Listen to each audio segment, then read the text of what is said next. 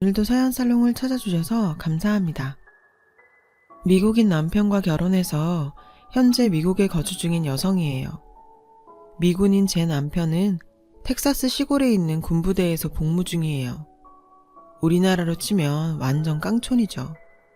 땅도 넓어서 주위가 허허벌판인데다 가장 가까운 마트에 갈래도 차로 40분은 달려야 하는 곳이죠. 하지만 이곳에서 저는 외롭지 않게 잘 지내고 있어요. 남편 동료의 아내들과 친해져서 친구처럼 지내고 있고 시댁도 멀지 않은 거리에 있거든요. 차로 30분 정도 거리니까 땅 넓은 미국에서는 이 정도면 이웃이죠. 시부모님은 한국에서 쭉 살다 타국으로 시집온 저를 딸처럼 아껴주시고 예뻐해주세요. 특히 시댁 식구들 중에는 누구보다 제게 힘이 되어주는 사람이 있는데요. 바로 남편의 여동생인 제 시누이예요. 저와 1살 차이가 나는 시누이와 저에겐 특별한 인연이 있어요.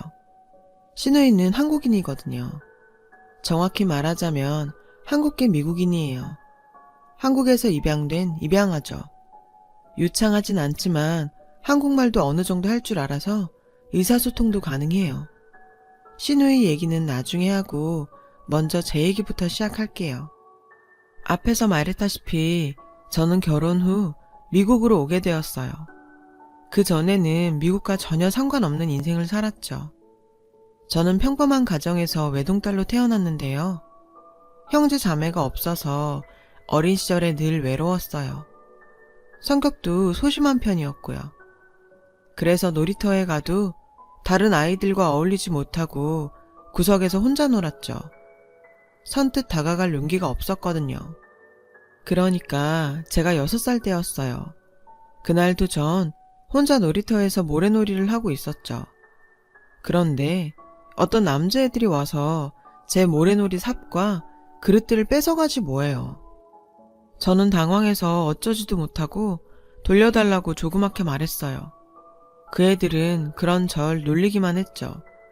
당황한 저는 울먹이기 시작했어요. 그때 뒤에서 누군가 소리쳤죠. 야, 어디 남의 걸 뺏어가? 니들이 도둑이야? 경찰에 신고한다. 누군가 하고 돌아봤더니 저희 동네에 사는 언니더라고요. 절 괴롭힌 아이들을 향해 휴대폰을 들고 소리치고 있었죠. 아이들은 그 모습에 겁을 먹었는지 제 장난감을 던지고는 도망쳤어요. 언니는 제게 다가왔어요. 신경 쓰지 마. 근데 괜찮니? 왜 혼자 놀고 있었어? 언니는 다정하게 물었어요. 그제서야 안심이 된 저는 나도 모르게 앙 하고 울어버리고 말았죠. 언니는 그런 저를 안아주며 달래줬어요. 나는 김지희야. 넌? 정수진. 그날 이후 우린 친해졌어요. 집도 가까웠고 부모님이 맞벌이 하시는 탓에 유치원이 끝나면 늘 집에 혼자 있어야 했던 제게 언니는 선물 같은 사람이었으니까요. 당시 7살이었던 언니는 유치원에 다니지 않았어요. 언니 동생도요. 형편이 넉넉지 못해서 그랬나 봐요. 언니는 자기 집에 절 데려가선 가족들도 소개시켜주고 맛있는 것도 주었죠. 언니 남동생은 저보다 어렸는데 저를 잘 따르고 착했어요. 언니네 엄마와 아빠도 저를 무척 귀여워해 주셨고요. 저랑 1살 터울인 언니는 저의 유일한 친구였고 가장 든든한 백이었죠. 제 얘기를 들으신 부모님께서도 언니한테 정말 고마워하셨고 제 손에 들려 언니네 집에 선물을 보내거나 음식을 보내기도 하셨어요. 그러다 부모님들도 서로 친해지셨고요. 저희 부모님은 언니네 집 형편이 넉넉지 않다는 걸 알고 계셨어요. 그래서 제 옷과 신발을 살 때 언니랑 언니 남동생 것도 함께 사서 선물하시곤 했죠. 그러던 어느 날 언니는 제게 자기네 집에서 자고 가면 안 되냐고 물었어요. 언니네 부모님과 남동생이 시골 할머니 댁에 가서 혼자 있어야 한다고요. 저는 왜 언니는 안 가냐고 물었죠. 그랬더니 할머니가 언니를 싫어한다는 거예요. 언니가 가면 기집애를 왜 데려왔냐고 매번 구박을 하신다고요. 그래서 언니가 가기 싫다고 했고 언니 부모님도 허락을 해주셨대요. 저는 엄마한테 허락을 받고 언니네 집에서 하룻밤을 보낼 수 있었어요. 당시 초등학교 1학년이던 언니는 나이답지 않게 간단한 요리도 하고 설거지, 청소도 다 잘했어요. 어린 제가 봐도 놀라울 정도로요. 그렇게 잘 자고 다음날 아침에도 언니랑 재밌게 놀고 있는데 저희 엄마가 찾아왔더라고요. 그런데 엄마 얼굴이 하얗게 질려있지 뭐예요. 지희야, 얼른 나와. 아줌마랑 갈 데가 있어. 엄마는 언니랑 저를 데리고 나와 잡아놓은 택시에 태웠어요. 그리곤 기사님께 빨리 가달라고 부탁을 하시더라고요. 도착한 곳은 큰 대학병원이었어요. 엄마는 언니와 저를 병실로 데려갔어요. 그곳엔 환자 한 명이 병상에 누워 있었죠. 언니네 아빠였어요. 붕대를 감은 채 산소호흡기를 차고 있더라고요. 언니는 아저씨를 보자마자 울음을 터뜨렸죠. 저도 언니를 따라 울었고요. 엄마는 저랑 언니를 달래주셨어요. 1시간 정도 지나 저희 아빠도 병원으로 달려오셨어요. 안 됐어. 일단 우리가 장례식 절차를 밟아야 할 것 같은데.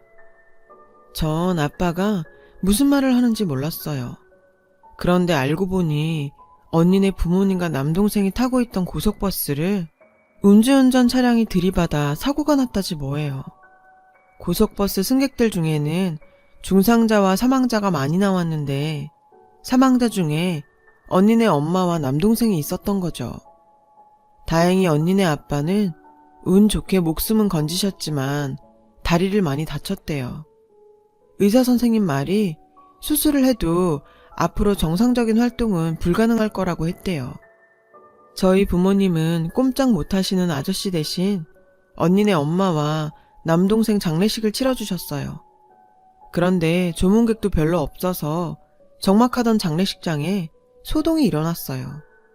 언니네 할머니가 오셔선 언니네 엄마 영정사진에 사태질까지 하며 고래고래 소리를 지르셨거든요.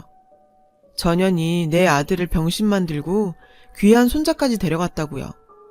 그리고는 언니를 보시곤 왜 너만 살아남았냐고, 쓸모없는 년이 살아남았다고 달려드시는 걸 저희 아빠가 막으셨어요. 지금 생각해도 정말 말도 안 되는 소리였죠. 그렇게 하루아침에 가족을 잃은 언니와 아저씨는 혼이 나간 사람 같았어요. 아저씨는 보험으로 병원비는 해결이 되었지만 다리가 그렇게 되셔서 배달 일도 그만두셔야 했습니다. 생활은 가능했지만 아저씨는 한동안 술만 드셨어요. 언니는 그 와중에도 꿋꿋하게 학교를 다녔고요. 언니는 저희 엄마가 보살펴 주셨는데요. 가끔 아저씨가 술을 많이 드시면 언니가 저희 집에 전화를 했어요. 술 냄새가 너무 심해서 못 자겠다고요. 그럼 엄마가 언니를 집에 데려와 재웠죠. 전 언니가 밤에 몰래 우는 것도 본 적이 있어요. 그렇게 2년쯤 지난 어느 날이었어요. 집에서 숙제를 하고 있는데 언니가 찾아왔더라고요. 문을 열어보니 언니가 울고 있더라고요. 왜 그러냐고 물어보니 자기랑 같이 집에 좀 가자는 거예요. 놀라서 따라가 보니까 집안에 아저씨가 누워 계시더라고요. 아빠가 숨도 안 쉬고 아침에 학교 갈 때도 자고 있었는데 지금도 안 일어나. 언니는 엉엉 울기 시작했어요. 저는 어떻게 해야 할지 몰라 일단 엄마한테 전화를 했어요. 엄마는 당장 119에 신고하라고 했어요. 그리고 119 대원한테 엄마 전화번호를 적어주라고요. 엄마 말대로 일을 처리한 저는 언니를 데리고 집으로 돌아왔어요. 결국 그날 아저씨는 언니만 혼자 남긴 채 세상을 떠났어요. 사인은 우울증으로 인한 일이었습니다. 하나 남은 어린 딸을 두고 떠날 정도로 아저씨는 심각한 상태였던 거예요. 언니는 얼마나 울었는지 장례식 내내 물도 잘 못 넘길 정도로 탈진해 있었죠. 엄마는 언니가 안타까워서 당분간 우리 집에서 데리고 있자고 했어요. 이후 일은 차차 생각해보자고요. 애 하나 낳는다고 생활이 어려워지는 것도 아니니 그러자고 아빠도 동의하셨고요. 그런데 복병이 생겼어요. 언니 친할머니가 언니를 데려가겠다지 뭐예요? 엄마는 한 번에 알아보셨죠. 언니를 위해 좋은 결정이 아니라는 걸요. 장례식 내내 언니한테 내 아들 잡아먹고 기어이 너 혼자 살아남았냐고 욕하시던 걸 다 보셨거든요. 할머니한테 가면 언니가 힘들어질 게 불보듯 뻔했죠. 하지만 저희 부모님은 힘이 없었어요. 친가족도 친척도 아닌 그저 이웃집 아줌마 아저씨일 뿐이었으니까요. 할머니 쪽에서 친권을 주장하고 키우겠다고 나섰으니 법적으로도 권한은 할머니 쪽에 있었어요. 언니는 결국 장례식이 끝나고 일주일 뒤 할머니 집으로 가게 됐어요. 떠나던 날 아침 언니는 여느 때처럼 우리 식구와 함께 밥을 먹었어요. 하지만 누구도 음식을 삼킬 수 없었죠. 급기야 언니와 저는 부둥켜 안고 울었어요. 가지 말라고, 같이 살자고요. 엄마는 10살밖에 안 된 애가 무슨 죄가 있다고 이렇게 고된 인생을 살아야 하느냐며 눈물을 훔치셨죠. 잠시 뒤 언니네 삼촌이 언니를 데리러 왔어요. 아빠는 언니네 삼촌을 보곤 걱정을 하셨죠. 인상을 보니 어린 언니한테 무슨 짓이라도 저지를 것 같다고요. 그렇게 언니는 삼촌 손에 이끌려 시골 할머니 댁으로 가고 말았어요. 다행히 엄마가 삼촌의 연락처를 받아 나온 덕에 그 후로도 언니와 전 가끔 통화를 할 수 있었어요. 수화기 너머로 들리는 언니 목소리는 늘 어둡고 우울했죠. 가끔은 울기도 했어요. 보고 싶다고요. 엄마 아빠도 그런 언니를 안타까워 하셨지만 어쩔 도리가 없었죠. 그렇게 반년 정도 언니와 전 연락을 하며 지냈어요. 그러다 겨울방학이 되었고 엄마가 언니를 보러 가자고 하셨죠. 그래서 언니 집에 전화를 했는데 삼촌이 받더라고요. 엄마는 가능하다면 언니를 데리고 같이 놀러 가고 싶다고 했어요. 그랬더니 글쎄, 걔 여기 없어요. 이러지 뭐예요. 엄마는 깜짝 놀라서 그게 무슨 소리냐고 되물었죠. 아, 저도 몰라요. 어머니가 어디로 보낸 것 같은데 기집애라고 구박하는 건 알았지만 저한테도 말 안 하고 어디로 보내버릴 줄 알았겠어요? 저는 잘못 없어요. 그 삼촌은 자기한테 화살이 돌아올까봐 무서웠던 건지 변명만 해댔고 엄마는 당장 그곳 주소를 말하라고 윽박질렀어요. 결국 우리 식구는 언니네 할머니 집으로 내려갔죠. 언니 할머니란 사람은 정말 인간이 맞나 싶을 정도로 뻔뻔했어요. 우리 부모님이 언니를 어디로 보냈냐고 따지니 버럭 화를 내지 뭐예요. 내가 내 손녀 알아서 한 걸 남한테 꼬치꼬치 다 보고해야 되는 거요? 우리 집 꼴을 좀 봐요. 댁들은 먹고 싶은 거 다 먹고 배에 기름칠 하는 사람들지 몰라도 우리 집은 입 하나라도 더 줄여야 돼. 걔한테도 더 좋은 데로 보낸 거요. 내 아들의 장손까지 죽인 년한텐 겉도 과분하지. 암 그렇고 말고. 엄마는 화가 나서 그게 왜 지희 잘못이냐고 그 어린애가 무슨 잘못이 있어서 그렇게 구박하냐고 따졌어요. 그리고는 언니를 어디로 보냈는지 당장 말하라고 소리쳤죠. 엄마가 계속 추궁하자 할머니는 갑자기 집 안으로 들어가더니 소금을 한 바가지 퍼다가 우리 가족을 향해 뿌리더군요. 아빠가 재빨리 절 감싸서 저는 맞지 않았지만 정말 무서웠어요. 할머니는 당장 떠나지 않으면 경찰을 부르겠다고 으름장을 놓았죠. 수진이도 있는데 그만하자. 다른 방법을 찾아보자고. 아빠는 엄마를 말렸어요. 결국 우리 가족은 언니의 행방을 알지도 못한 채 그렇게 집으로 돌아와야 했어요. 엄마와 저는 그 후로도 언니네 집에 연락해서 언니를 찾으려고 노력했지만 돌아오는 건 욕설과 폭언뿐이었죠. 그때마다 전 언니가 불쌍해 울먹였고 그런절 엄마는 따뜻하게 달래주었어요.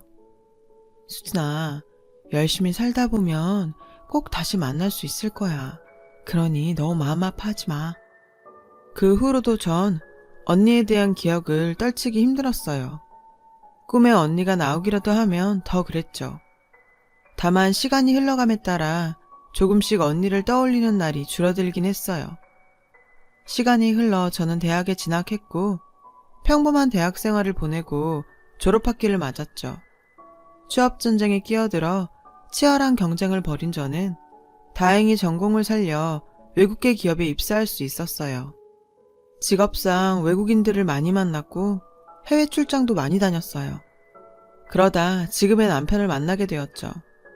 입사한 초기 저희 회사에 선한 인상의 외국인 사원이 있었는데요. 바로 제 사수였죠. 파란 눈동자가 예쁜 사람이었어요. 늘 웃으며 친절하게 업무 지도를 해주셨죠. 하지만 제가 입사하고 1년 반쯤 지나 미국 지사로 돌아가 버렸어요. 사수가 미국으로 돌아가고 9개월쯤 뒤 전 미국으로 출장을 가게 되었고 어떻게 알았는지 사수가 연락을 했더라고요. 만나자고요. 약속 장소에 나가보니 사수가 데려온 친구도 있었어요. 그 사람은 군인이었죠. 처음엔 좀 우락부락한 인상이라 무서웠는데 얘기를 하다 보니 정말 재밌고 심성도 고운 사람 같았어요. 우린 서로 연락처를 주고받았고 한국에 와서도 이메일과 영상통화로 계속 연락을 이어갔어요. 그렇게 장거리 연애 끝에 우린 결혼을 약속했죠. 이 남자가 바로 지금의 제 남편이에요. 우리는 장거리 커플이라 연애 중 실제로 만난 건 1년에 5번 정도였어요. 주로 제가 미국으로 출장을 가거나 남편이 휴가 때 한국으로 왔죠. 몸은 멀리 떨어져 있었지만 마음은 늘 함께였어요. 남편은 한국에 와서 저희 부모님께도 인사드렸어요. 결혼 승낙을 받으려고요. 저희 부모님은 외국인 사윗감을 편견 없이 봐주셨고 흔쾌히 허락해 주셨죠. 아낌없는 축복과 함께요. 그렇게 장거리 연애를 이어가는 중 전 승진을 했고 남편도 군대에서 진급을 하는 등 우린 각자의 자리에서 성과를 내게 되었어요. 경제력도 갖춰지자 남편은 제게 청혼을 했어요. 저는 기쁜 마음으로 승낙을 했어요. 남편이 워낙 믿음직한 사람이기도 했고 솔직히 장거리 연애에 지쳐 있었거든요. 양가 부모님도 허락해 주셔서 저희는 본격적으로 결혼 준비를 하게 되었죠. 남편의 직업상 결혼 후 미국에서 거주해야 했어요. 다행히 회사에서 미국 지사에 자리를 마련해 주어서 전 일을 그만두지 않고 계속할 수 있었죠. 결혼 전에 남편의 가족들을 만나기로 했어요. 남편이야 한국 올 때마다 저희 집에서 밥도 먹고 부모님께 인사도 드렸지만 전 일정이 맞지 않아 아직 인사를 못 드린 상태였거든요. 때마침 미국 출장이 잡혀서 시부모님께 인사를 드리러 가게 되었어요. 차를 타고 남편과 함께 본가로 가는 동안 남편은 자기 여동생에 대한 얘기를 했죠. 솔직히 전 시부모님을 만나면 뭐라고 해야 할지 입속으로 연습을 하느라 남편의 말을 귓등으로도 안 들었어요. 남편은 몰랐겠지만 말이에요. 그러는 사이 본가에 도착했죠. 예쁜 2층 집이었어요. 현관문을 여니 시부모님께서 나와 저를 맞아주셨어요. 미국 홈 드라마에 나올 법한 인자하고 푸근한 인상이었습니다. 어머님은 저를 꼭 안아주시며 잘 왔다고 환영해 주셨어요. 그때 젊은 동양인 여자가 눈에 띄었어요. 남편은 자기 여동생이라며 소개했죠. 깜짝 놀랐어요. 백인 남편한테 동양인 여동생이 있을 거라고 누가 상상이나 했겠어요? 저는 그제야 여동생이 입양된 동생이란 걸 알았어요. 차에서 흘려들었던 남편의 말이 이런 얘기였던 거죠. 전 놀라지 않은 척 웃으며 인사를 했어요. 미국식으로 제 이름을 밝히면서요. 그런데 제 이름을 들은 남편의 여동생이 저를 보고 눈물을 흘리지 뭐예요. 저와 남편, 그리고 시부모님도 모두 당황했어요. 남편은 왜 그러냐고 동생에게 물었죠.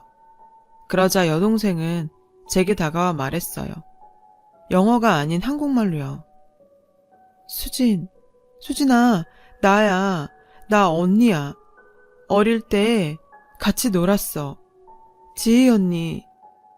어설픈 한국어였지만 저는 그녀의 말을 알아들을 수 있었어요. 오랜 시간 제 마음속에 간직했던 한 사람, 지희 언니였으니까요. 언니? 정말 언니야? 언니는 어릴 적 얼굴이 많이 남아있지는 않더라고요. 어릴 때도 예뻤지만 더 예뻐진 언니였습니다. 어느새 두 눈에 눈물이 차오른 전 언니를 향해 울먹이며 말했어요. 언니는 달려와 저를 왈칵 끌어안았어요. 저도 언니를 끌어안고 엉엉 울었죠. 남편과 시부모님은 이게 무슨 상황인가 어리벙벙하게 서 있다가 언니를 통해 제 얘기를 들으시고는 놀라서 입을 다물지 못하셨어요. 어머님은 세상에 무슨 이런 기적 같은 일이 있느냐고 눈물을 훔치셨죠. 언니는 저와 헤어진 이후의 이야기를 들려주었어요. 당시 언니네 할머니는 언니를 지인집에 식모로 보냈더라고요. 언니 월급은 할머니 계좌로 꼬박꼬박 들어갔고요. 언니는 노예처럼 구박을 받으며 일을 해야 했죠. 고작 10살짜리가요. 견디다 못해 3달 만에 새벽에 몰래 집을 탈출했대요. 지쳐 쓰러질 때까지 걷고 또 걷다가 저 멀리 교회 십자가를 보곤 무작정 교회로 들어갔대요. 그리곤 다짜고짜 목사님을 붙잡고 도와달라고 말하곤 그대로 혼절했어요. 목사님은 언니를 교회 부속 보육원으로 데리고 가셨대요. 그곳에서 언니는 할머니한테 보내질 게 두려워 자기 이름도 말하지 않고 부모님이 돌아가셨다는 말만 했다더군요. 목사님은 언니 나이가 있어서 입양은 힘들 거고 보육원에서 양육하는 걸로 하자고 했다나 봐요. 그런데 목사님의 예상을 깨고 언니를 입양하겠다는 부부가 나타난 거예요. 바로 저희 시부모님이었죠. 언니는 그렇게 입양되었고 10살 겨울 미국으로 오게 되었어요. 미국에서 양부모님의 사랑을 듬뿍 받고 자란 언니는 대학을 졸업한 뒤 현재 디자이너로 일하고 있대요. 언니는 저를 단 한순간도 잊어본 적이 없다고 하더군요. 미국에서 영어를 공부하면서 한국말이 흐릿해졌지만 제 이름만큼은 절대로 잊지 않으려고 매일매일 노트에 적어가며 기억을 했다고 했어요. 언젠가 꼭 만날 거라 믿으면서요.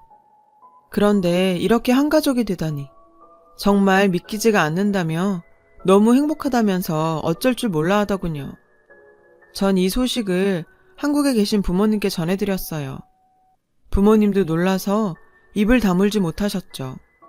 부모님은 결혼식 일주일 전에야 미국에 오셔서 상견례 자리를 가지셨는데 그때 언니를 보고는 정말 많이 우셨어요. 그건 언니도 마찬가지였죠. 언니 말로는 한국에서 저희 친부모님이 돌아가시고 저희 부모님을 자기 엄마 아빠라고 생각했었대요. 할머니만 아니었다면 그때 한 가족이 될 수도 있었으니 틀린 말은 아니죠. 그렇게 감동적인 재회 후 저와 남편은 결혼식을 올렸고 저와 언니는 진짜 가족이 되었어요. 남편이 질투할 정도로 언니와 저는 늘 붙어 다녔어요. 시댁에도 자주 놀러가서 언니랑 밤새 수다를 떨곤 하는데요.